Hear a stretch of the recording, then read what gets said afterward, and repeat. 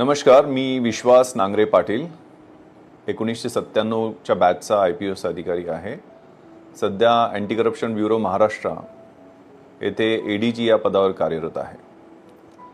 हा व्हिडिओ मी नागरिकांना आवाहन करण्यासाठी बनवत आहे, कारण सध्या सायबर क्राईम हे खूप मोठं आव्हान नागरिकांच्या समोर पण आहे आणि लॉ एन्फोर्समेंट एजन्सीच्या समोर पण आहे. आणि यात नवीन मोडस, नवीन गुन्ह्याची पद्धत जी आहे त्यामध्ये वरिष्ठ अधिकाऱ्यांचं नाव घेऊन आणि ED, CBI, narcotics, cyber crime अशा लॉ एन्फोर्समेंट एजन्सीच्या नावाचा वापर करून नागरिकांना फसवलं जात आहे.